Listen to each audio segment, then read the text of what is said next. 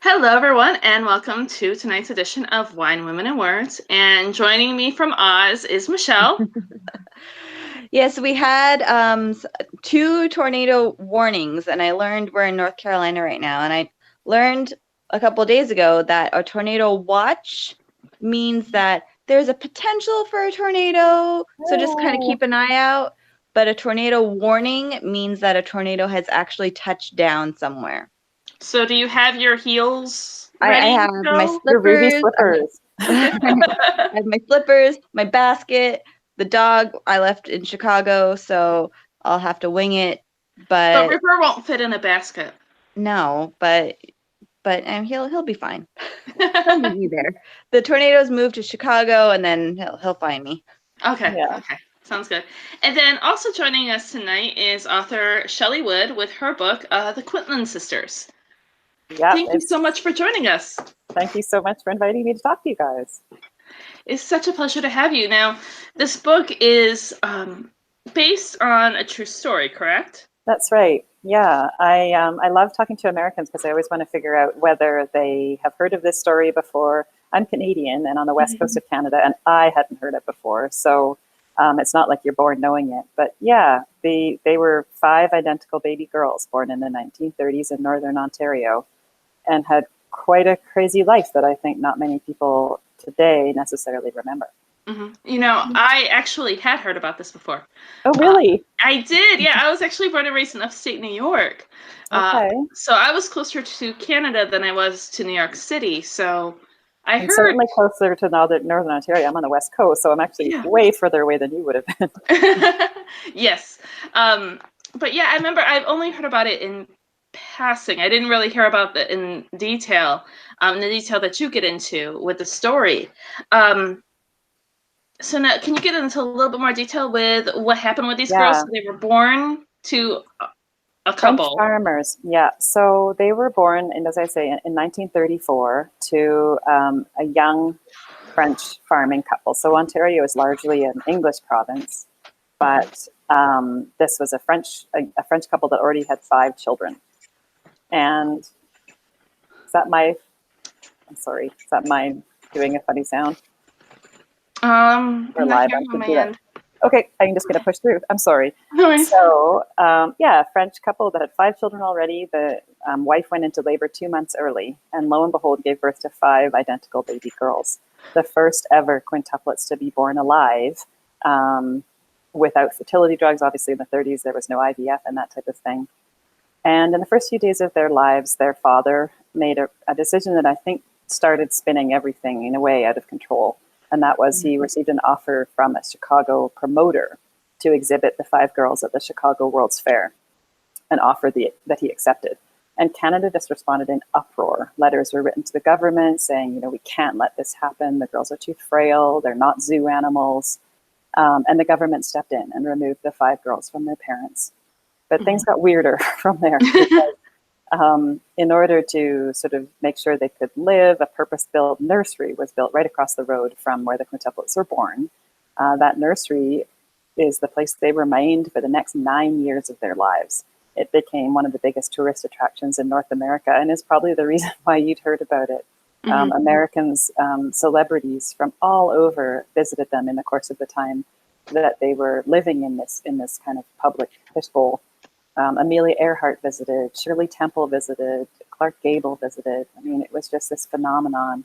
And so if the government's original intent had been to protect the girls in some way, it actually ended up being culpable in building their celebrity. And it wasn't just that they were tourist attraction, they also were used to be the face of so many endorsement deals as well. There were so many products marketed as being sanctioned by the Dion quintuplet. So it was just this crazy thing.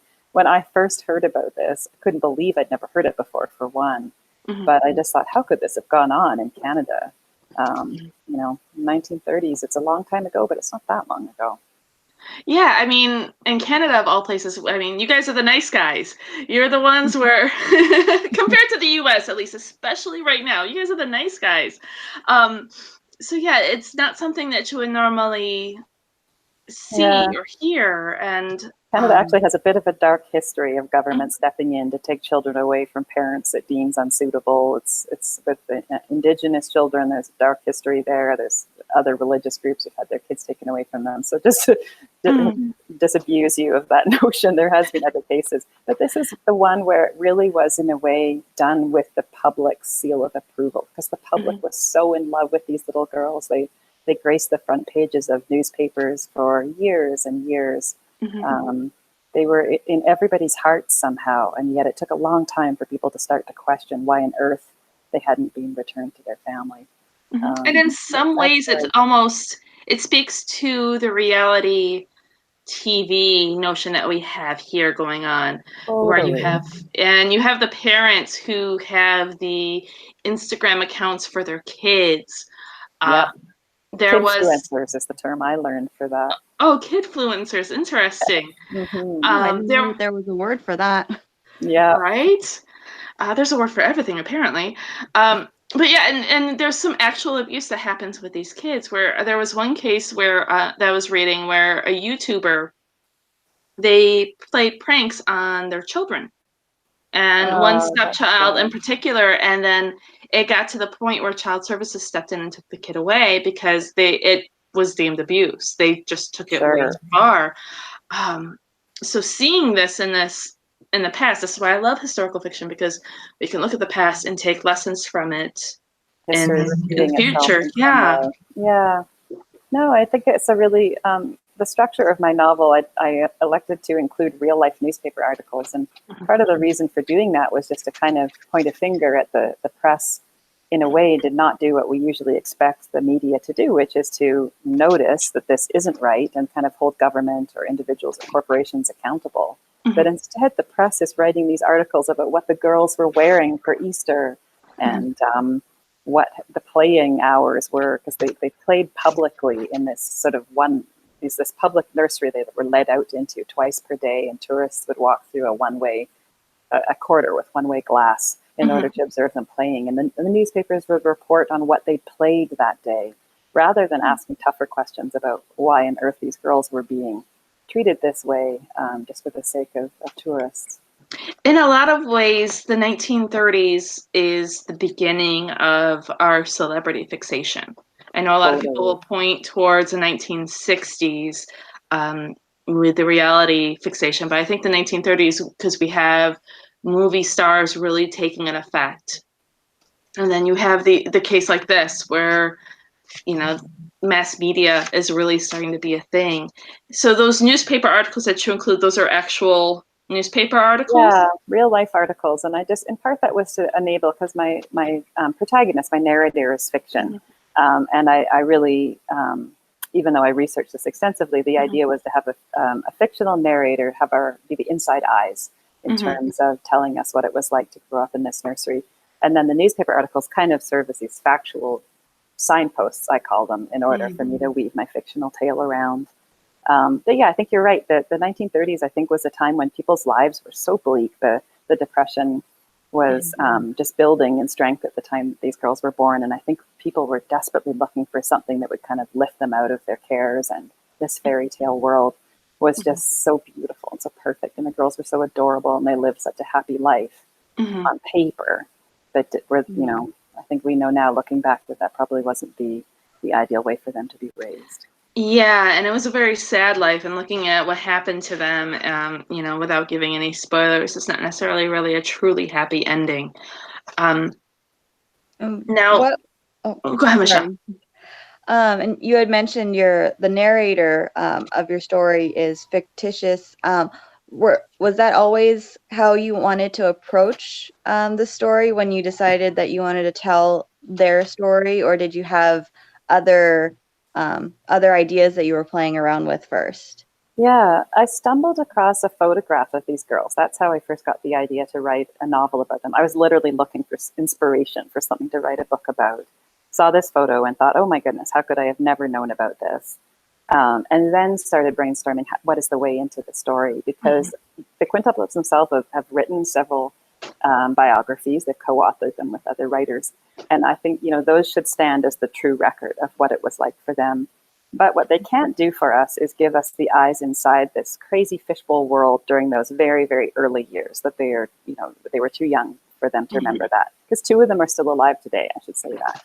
Oh. So the idea of this fictitious narrator was in part to be those eyes in those very early years. But I also came across a line in my research that really stayed with me. And this was around the time I was trying to find a way into this story that would be novel and unique.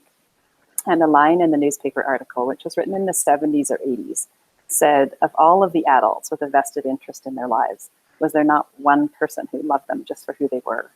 And I thought, oh, it's so sad. And maybe this could be my fictional narrator, someone who sort of lost to history, but at least in those early years, truly loved them. Because in that time, both the doctor who was their guardian, the government that was supposed to be watching out for them, and even their parents themselves, who opened souvenir stands and were drawing a monthly payment that was earned by the girls' endorsement deals. Everybody was profiting off this. And I thought, isn't there one person I could invent to be in their lives who loves them? And that's her main reason for being there. As you learn in the course of the novel, though, it's almost not possible to just love them without almost accidentally taking advantage of them, which is what sort of happens with one of my characters in the book. And I had actually never heard of the quintuplets before your book, and I started researching them because historical fiction.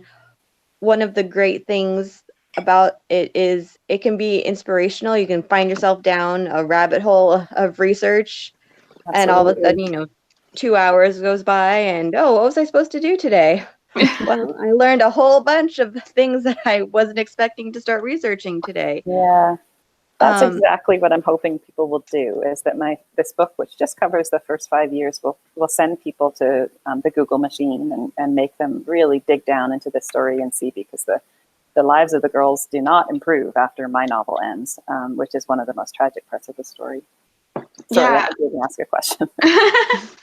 Well, no, yeah, I mean, when you Google it, you find out like they were living off of in poverty as adults. All that money, all those endorsements did not go to them, and one son even ended up stealing from his mother. I know that part of the story is heartbreaking. But even well before that, when they finally got out on their own, they had no skills. They didn't even know what the coins were worth. They didn't know how to use money. They didn't. I think in many ways they weren't well coached in just how to not be taken advantage of. I think they were so used to it. And even earlier than that, I think it's worth pointing out, because this is also sort of fundamental to my novel, is that even though my novel just covers the first 5 years, they stayed in that nursery until they were age 9.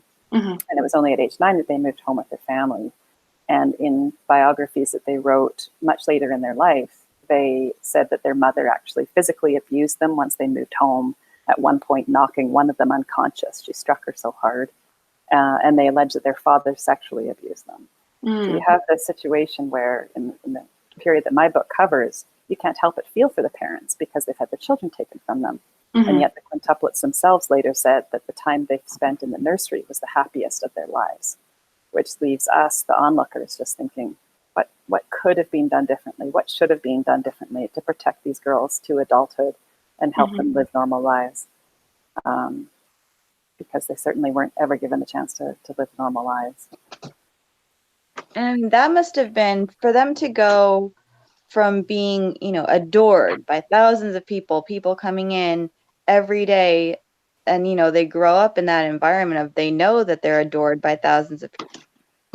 That your family, who is supposed to be the one unit that adores you the most, and to have that be worse than where you were growing up. And that's kind of unthinkable, isn't it? Really tragic. But think of it this way, is that they grew up in this public playground, people watching them. And early on, I don't think they were aware that so many people were watching, but obviously they couldn't hide the noise and this kind of gasps of amazement. So they swiftly learned that people were watching them every day, but they had no point of reference. They didn't know that normal boys and girls didn't have this, right? They didn't even really know that other boys and girls didn't look the same. the only interaction they had was with their siblings, and even that was very tightly controlled, a visit once a month or that type of thing. So truly, truly bizarre. It is. And it's also hard for us to, in this time period, in some respects, I mean, outside of the social media and influencer that we talked about a little earlier, to think about five girls being such an oddity at that time. Because, I mean, now we have the Octomom. Totally. We have, with the IVF, and we, other things quintuplets are not that rare now, which is crazy because it was just unheard of at that time. And for them to be identical too. I mean, I think I try to have my narrator in the book express the degree of just shock that was even possible for a woman to have 5 babies like that, because it truly was a miracle, and it was considered a miracle by the entire world. They would get letters from Europe in the lead up to the war of people wanting to come and meet them and work at the nursery, and the Emperor of Japan visited. I mean, it was an international phenomenon. That's what's so crazy. It is so crazy. And I mean, I also feel for the mother having to give birth to 5 kids at once. Oh, that poor mother. And she'd already had 5, and she went on to have 3 more. So nope. 2 was enough for me. I know. Yeah, I can't even imagine. I mean, there's obviously, I mean, in the 30s, there was no way for them to, give them any kind of warning. And even though she turned out to be a not great mother, I mean, I do feel for her a little bit to have a doctor say, okay, baby's born, but wait. I think it's really complex, and I tried to do that in my book, and others will have to judge whether I succeeded or not. But I do want the reader to have quite mixed sympathies for her, because fundamentally the idea of children being taken away from their mom, I mean, it just strikes at the heart. And even though she was quite rough with her children, and even in my fictional characterization of her, those traits come across. But at a very basic level, to have strangers raising your children just across the street from your own home, which is what it was, is just so unsavory. I can't even think of the right word. It's really tragic. It's hard, and you kind of put that with how rough she was with the kids afterwards, where I think maybe she just didn't have, even though she had 5 children before, these 5 children coming in were strangers to her, and I'm sure. Yeah, I think there's no way to be able to judge how the 9 years that led up to that reunion affected the ability of any of them to have normal relationships with one another, because they were quite estranged from their siblings too, and that continued well after the period I wrote about. They didn't have any kind of sibling love, and that's because I think there was kind of resentment on both sides. There's a lot of layers of tragedy to this, and I guess that's why I say to people, discover this story through my novel, but please do go and do what Michele did, and that is dig around on Google, and if possible, track down some of these other books that have been written about them, because some of them are out of print, but you can usually still find them through the library system and that type of thing, and I totally would urge people to do that. Absolutely, because this is one of the great things about historical fiction. One of the other great things is that we bring untold stories back into the narrative. We learn from them, and we can talk about them. Now, with going to the format of the story, it's a lot of it is, let's see if we can get our vocabulary word correct, Michele, because we always have to practice this.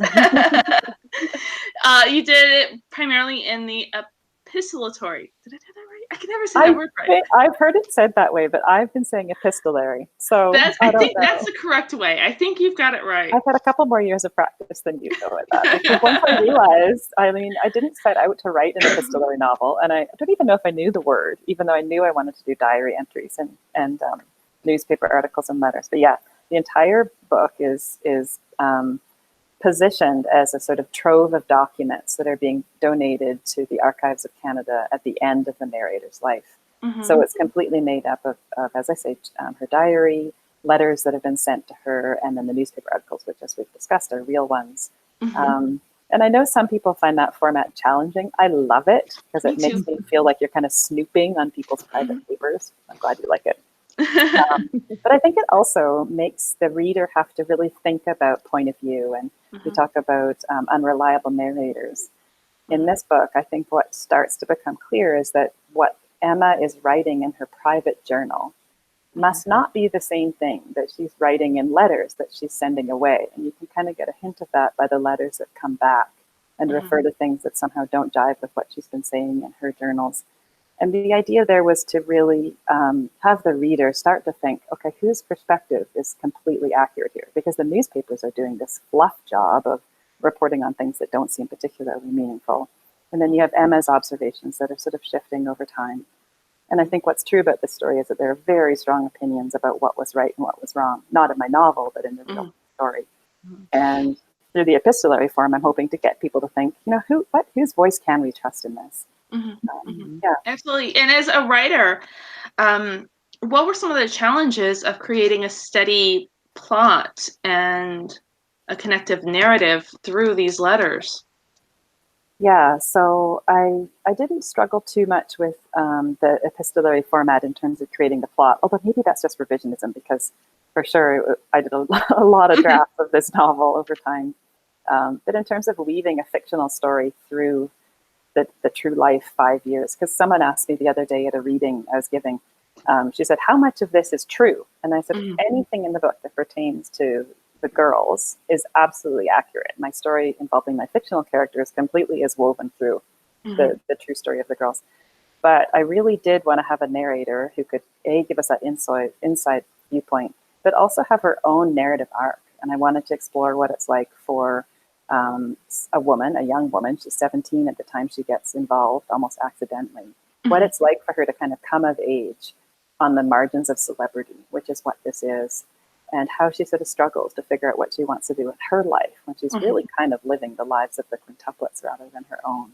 So that narrative arc in the end worked out really nicely for me. I feel like someone complained to me recently, this book isn't even about the Dion quintuplets. And my answer is, yeah, you know what? It's not actually. It's about all of the people around them and what happened to them and what their involvement was. And whether that succeeds as it comes together in the epistolary format, I hope so. But that's for others to judge. Well, what I've read so far, I think it does. So far, so good. That's good. Yes. And it's really interesting. You touched on how your story isn't necessarily about the girls, but how their celebrity impacts the lives of the people around them. And I think that's really interesting, especially today, how, celebrity, it can, something goes viral, if a video goes viral or if a post or something goes viral. People are changed by that. Yeah. That a lot of people, people who may not even be as directly involved as Emma is, their lives get impacted. And I think that's a really interesting dynamic that you explore, that even though she's on the fringe, she's still affected. It still impacts her life. Yeah, and I think at the end, I know I've read some people that really don't like Emma by the end of it and others that completely love her. And I just think that ultimately, as you say, her life is changed by this experience, and it goes in a direction that she could never have anticipated when she got into it. And yeah, I feel for Emma. I have a 17-year-old niece right now, and I feel like she's turned 17 in the time. She sort of literally turned 17 right before the book came out. And I thought, this is exactly the perfect age, because she acts like she knows everything. Like she's absolutely got the world by the tail, and she knows nothing. She's completely clueless. And that's exactly where my 17-year-old narrator is. She thinks she completely understands everything. But as the reader learns, she's, really not. And she's easily influenced by the people around her. And it takes a while for her to kind of form her own opinions. And at 17 as well, you don't have that emotional maturity toolkit that you need for dealing with such complex situations. Definitely is the case with my niece right now. But anyhow, part of I like to think that that's one of the things I really worked on with Emma's character, is that she has to change in the 5 years that we cover, and she needs to change in a major way because she really comes to, as I say, find her own mind and her own opinions and that emotional intelligence that you're referring to. And you mentioned that 2 of the sisters are still alive today? That's right. They're turning 85 this year. Have they read or heard about this book by chance, out of curiosity? Totally. Yeah, I didn't. Someone asked me if I had interviewed them for the book, and I purposely did not. I, number one, really want to respect their privacy. I think their lives have been so destroyed, really, by public just interfering at every stage. But I did want them to learn from me that I had written this novel. I didn't want them to find out from someone else. So I sent them an early copy of it. They have a spokesperson who handles all of their communications, and he assured me he would get it to them. So I have to believe he did. I wrote my letter to them in French because even though they were raised in this really bilingual environment, they actually never really learned English that well. And my French is decent, but I had a friend help me with the wording because it really, really mattered to me that I kind of got it right. So I didn't hear back. I might someday, and I would love to meet them one day if that's something they'd be interested in, but I also completely respect that they might want to have nothing to do with this book. I wanted to tell them in the letter, though, my motives for doing it. And I really feel if I had never heard of them before, and I work as a journalist, I feel like I'm kind of savvy about history, especially Canadian history. If I hadn't heard of it, there's many more like me who hadn't. And I just don't think this story should be lost to history. I think it's worth remembering. I visited Callander, Ontario, the place where they were born and where they spent those early years. And there's nothing to mark the place, the sort of place on the road where the nursery still exists. Someone's living in it. The building is still there. Oh, really? The Midwives Pavilion, which was this huge souvenir stand that was built, it's still standing. But there's no plaque on the road that says this was the home of the famous Dion quintuplets, who were kept in government care for 9 years in the 1930s. And I just think, if nothing else happens from this book, I hope that maybe a plaque could go up on the side of the road to acknowledge what happened. At least a plaque, at the very least. I mean, it's a story that I think we all should know, at least relatively, because I mean, there's so many lessons that can be told from it now. Well, and as you say, I mean, history has the problem of repeating itself, and I think unless we can remember these stories and be reminded that things don't work out for children, that they kind of mess around with adults the way these guys were, then history does have a nasty habit of repeating itself. Yeah, it's almost was it the movie Truman, the Truman Story? Right. Almost Truman Story-esque, yeah. Exactly. Someone else brought up that analogy that in some ways it's maybe a better analogy than the reality show. Because these days, I think people on reality shows know that they're on reality shows. But in the case of the Dion quintuplets, they didn't know. They weren't asked in any way whether this was something they wanted. Yeah. Well, I think adults know, but then you also have the adults bringing their children on. Where you have, you look at some of those Real Housewives shows and they have their kids involved and their kids have no choice whether or not they get any kind of privacy. Yeah. I wrote an article for Time magazine on this very topic, on the whole notion of kidfluencers and what lessons were learned from the Dion quintuplets. Because they wrote a letter to another set of multiples that were born in the 70s. And the letter addressed to the parents just said, remember that children deserve normal lives. They should not be used to endorse products. They should not be used to enhance celebrity. They should be entitled to normal lives that children, need and thrive. Yeah, absolutely. And now, is that article that you wrote for Time, is it available online? Yeah, it's on time.com. Okay. I guess something about the cautionary tale of kidfluencers, which is when I learned that term. Like it's an unknown entity, but I wasn't the first. I didn't coin it. It's something that's being used exactly as you say, because of YouTubers and Instagrammers who are using their kids to promote different play stuffs and then raking in tons of money before the kids themselves can even, speak, can even name the product that they're playing with. So the kids have no idea. Yeah. Absolutely. I think one other, I know we're coming up on our 30 minutes, but I think one other thing that you can take away from your story, and I love the fact that you include real news articles from the time. I think that's awesome. And I think it could also serve as a cautionary tale in case some media organizations have forgotten that media has a huge influence and can sway, public opinion on things, on topics, on people, on events, on whatever. They have such power that, if they had taken the time to maybe investigate how these girls were being treated, they could have altered the course of their lives. Yeah. I think, I got permission to use all of these newspaper articles. It was quite hard tracking down the official permission to reprint these. And the only newspaper that charged me was the New York Times, which was funny. But I really wanted to use that article, and I paid the price for it because that was the first article I could find that actually politely raised the question of whether this was the right thing to do for the children, and that one day they would lead normal lives, and are we preparing them for that by raising them in this strange fishbowl world? The press didn't completely fall down here, but they did take some time to reach that point. And That made lo and behold, it was the New York Times.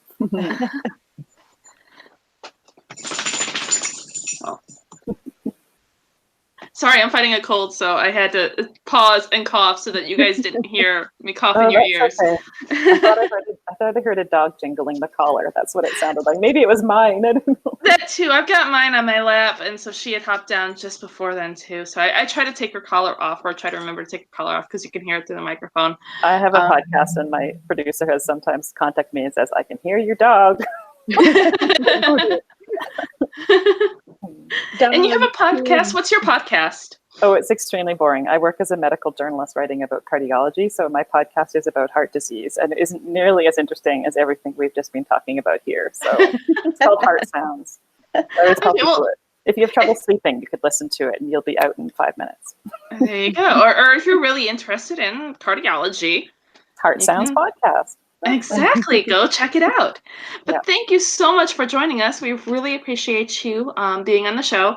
And Quintland Sisters is available now. You can get it wherever books are sold. Your local indie bookstore, Barnes & Noble, Amazon, pretty much everywhere. So be sure to You're very welcome. Everybody be sure to pick up your copy and check out the Quintland Sisters story. So thank you. Thank you so much. Thanks, both of you. Have a great night. Bye-bye. Bye. Thanks. Bye. So now we are switching gears and going to Woman 99. And I am hanging up. Okay. Yes, you may go. Bye. So, by the way, if you guys have not noticed, for drinking, Michele, you're sadly sober this evening. Well, all right. So we earlier today, earlier tonight, because we're later. My mom and I watched this documentary called SOMM, SOMM, and it's about these five. It's a few of these master sommelier candidates who are studying for the master sommelier exam, and it follows them. And I'm watching it. I'm like, this is the kind of test I can get behind. Like, this is my kind of exam. So then after that one, we watched another documentary that was kind of like a continuation of that one, but it was more about like the history of wine. And have you been drinking wine the whole time you were watching those? On the second one, I was like, Mom, we should be drinking wine while we're watching wine. You gotta save some for me. After like the second glass, I was like, oh, I'm doing the podcast tonight, so I should probably stop drinking right now. So one of these days, we're gonna get you on here sloshed. I mean, I have slurred my words on this show before, and you are way overdue to do so as well. Well, so I did drink the wine. I just drank it way early. Killing me. I'm carrying it for the team tonight, and I am actually dealing with a cold. And so it's been one of those nasty ones where it's like comes and goes, where it's like, okay, I'm feeling better, and then all of a sudden it just hits and I feel like crap. And it's been down in my chest, and so I developed a cough. And so because of that, I think the best medicine for a cough is actually whiskey, in my opinion. And I'm drinking Sinfire cinnamon whiskey. That actually sounds good. I like cinnamon, so. You know, if you like cinnamon, it's a good whiskey to have. There's a few different ones. There's Fireball, and then there's another brand that I really like, but this is the one that I was able to find in the liquor cabinet. That first sip was a heavy, heavy whiskey, or heavy cinnamon, I should say. And then as it chilled, you're not getting as heavy of a cinnamon taste. But I do have to say it is helping the chest congestion. I am Opening everything up. yeah. I mean, it could be the Mucinex and the Flonase and the Claritin and whatever other drugs I'm getting my hands on, because I kind of feel like I'm a junkie going through CVS when I'm like picking up every little medicine along the. Whatever I can get my hands on. Oh, what's this? This looks good. Will it interact with this medicine? Who knows? Let's try it out and see. Well, I hope you feel better because that sucks.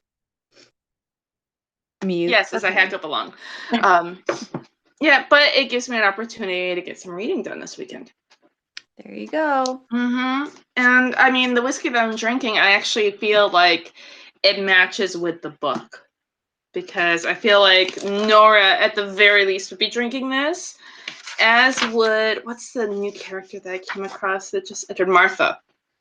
She would, Yeah. I like Martha. Martha is kind of a mean girl, but I like her. She takes no shit from anyone. That is true. That is true. They say I think one person in the book called her darky, and like she slapped her and was down on top of her, just beating the ever-loving daylights out of her, and I was like, go Martha. I was going to say, wasn't that Nora? But it wasn't. Nora was off to the side watching everything unfold. It was Bess who called her that. That's right. But yeah. I love that after that fight, that was it Bess or was it Martha? One of them gets pulled out from the fight, and when they come back, like they shake hands right away. Like, okay, that's done. We settled it. We're good, and we can be friends now. Exactly. You've learned not to call me by a racist slur, right, which is always a good thing, and I will not hit you from now on. I think that's fair. It's a truce. We're good. Yeah, I think that's a very valid truce. I love the side characters in this, though. I love the cast of characters that surround Charlotte as she's trying to find her sister. I don't know. I forget. I've read more, so I think where are you at? I think I'm still ahead of you. Yeah, I think you are. I'm on chapter 11. I forgot to grab my book. There's like 2 like plot twists that I have come across that are like, what?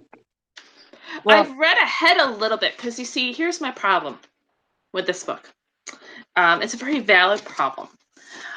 I want to take my time and enjoy reading this and go through with what happens, but I gotta find out what happened to Phoebe. It's driving me nuts. I don't know what happened to Phoebe, though I did read ahead a little bit, and there's something that comes up with Phoebe, and I was like, oh, I've got to hurry up and get to this point now. So I did admittedly skip over. I'm sorry, Greer. Don't be mad at me. I skipped over a Henry section. I'm like, don't care about him right now. I will come back. Okay. He's calling her his rose. Okay, yeah, I get it. All right. What about Phoebe? So I did skip over one Henry section. But I don't want to say it because I don't want to ruin it for you in case you're not there yet. Okay, spoilers. Caution spoilers, guys. Put the show on hold for a moment so that you can have time to get off. Okay, so is it where she sees the woman that's the Russian? Yes! Okay, that's the part I read ahead to. I like skipped over. I was like, oh. I only read part of it, so I'm not technically there, but I spoiled it for myself because I want to know what happened with Phoebe. And so you know what you do when you try to spoil something for yourself. So this is what happens, guys. I kid you not. You pick up the book and you're like, I want to know what happens in the end, but I don't want to skip ahead. So you grab the book and you just kind of, let your thumb skim through the pages. You let it kind of fan, and wherever it stops, what's happening on this page? Let me just read this one line. And then you read the whole paragraph and you spoil it for yourself. That's what I did. And that's how I learned about this Russian woman posing as Phoebe, and that is all I know. So now I'm like, okay, I am going to be up until 1 o'clock in the morning or until my NyQuil kicks in, whichever comes first. And I'm going to find out what happened to Phoebe. And apparently it's all Charlotte's fault. Yeah, I don't think I've read, I just literally just now forgot what the other thing that I read where I was like, oh no, I remember. Just kidding. It's not really a plot twist, but it was like Charlotte messed up and got someone in trouble. And we don't really know what's happening yet, but I'm kind of mad at Charlotte for that because it's just not right. You know, what I love about Charlotte is that you want to root for Charlotte in the best way possible. But at the same time, you're like, you just want to shake her because she acts so rashly and so naively. You know what I mean? Where she takes actions where she's very naive and she thinks that, okay, I'm gonna waltz into this madhouse. I'm gonna get my sister and we're gonna come out and we're gonna live happily ever after. That's a very naive thing to do. And you know, I can see somebody doing it because there are a lot of naive women in this world. But still, sometimes you just want to be like, wake up, grow up, woman. And I feel like Charlotte's got a lot of growing up to do in this book. Well, now my concern is, where is Phoebe? And if Phoebe is not in the hospital, how is Charlotte getting out? Because that was like, now she's going to say, oh, I'm not really crazy. I broke in here to save my sister, who you guys are clearly covering up somehow. Something happened to her. So they're just going to say, oh, you are crazy. And she's going to stay there forever. Well, I wonder if she then gives her name and asks for somebody. I mean, I don't know. Is it if she tells a doctor to go reach out for her to her parents? Will they reach out to her parents? Probably not, because I'm sorry. Oh, that one stuck up on me. And now we know the other reason why Michelle's not drinking with me tonight. Probably not, because they probably killed Phoebe, and she's probably dead already, and they're not going to admit that they killed a ward, so Charlotte's going to be stuck in there forever. Oh my gosh. That would be a horrible twist. And they can't admit that they killed her because Charlotte's family is a wealthy family. They're a well-to-do family. It's a societal family. You don't mess with the societal families. That is quite the twist. So that's one theory. That's one theory. I like this theory. It's a horrible theory in the way of poor Charlotte, but I like your theory. Oh, I get like a pit in my stomach when I have a happy ending where it's like horror movies where everyone dies. Like, I hate, like, ugh. You're afraid that that's what's going to happen with Woman 99? I mean, I don't, because I know Greer and I know she loves a good, strong heroine. So I know Charlotte's probably going to get her act together and figure something out. But I think Charlotte's going to have some scars at the end. Well, you're not getting out of a mental hospital like that without some permanent damage. In a lot of ways, this reminds me a lot of The Magician's Lie. Like, don't get me wrong, I love The Girl in Disguise, and Girl in Disguise is very much focused on an actual person, heroine. This reminds me a lot of The Magician's Lie in that kind of precarious situation that the heroine gets herself into. Yeah, and I mean, Arden could, swing by San Francisco if she wanted to and give some tips. I love it. We're like, and then you get Kate Warren in there and she can disguise herself. We're just going to put all our characters in one book. Yeah, it's going to be like the new Avengers. Except it's going to be all Greer McAllister heroines. I like it. It works for me. I think it'd make a great movie. I agree. I mean, what year are we in here? 1918? They're early 1900s. So, I mean, time travel. Okay, so, I mean, Arden could be around, theoretically. I said, so Kate is already dead. at No, this early point. 1900. Oh wait, yeah, Kate would probably already be dead, but still, you have older Kate coming in. She could direct them all and everything, and then you'd totally underestimate her because she come in looking like the old granny, but really she wouldn't be an old granny. Nope. See, I mean, we totally have this worked out. We totally do. We can make a great movie out of this. We'll have to pitch it to Greer when she comes on. Right? We have figured it out. It's like the Avengers, but not. Yeah, exactly. No superpowers. Mhm. Super intellect. That is the superpower. That is a superpower. Can you believe it? She's going to be on the show next week. I Are know. you ready? I have to keep reading. No, I have to finish the book. I know, obviously, me too. But I Me have too. this weekend to do that. I have to color eggs this weekend. The Easter Bunny needs to get her shit together because she's leaving rhyming clues to where the eggs are hidden this year. Wow, Easter Bunny is Ambitious. yes, she is. I'm sorry, the whiskey's taking effect, so I'm losing my ability for words. It's gonna be fun when I write later. The Easter Bunny always left rhyming clues for me when I was a kid, so the Easter Perhaps Bunny is, Easter Bunny's mother could help. Grandma Easter Bunny can help with that. There's a tradition that needs to continue. So, it's gonna be a busy weekend. That is going to be a busy weekend where I'm going to have a very busy weekend drinking whiskey and reading books. Well, I hope you feel better. Thank you. And I hope you have a wonderful Easter weekend with the kiddos. I will. I'm excited about coloring Easter eggs tomorrow. And we will see you guys next week with Greer. Yay! Yeah. So see you guys then. Bye. Have a good night.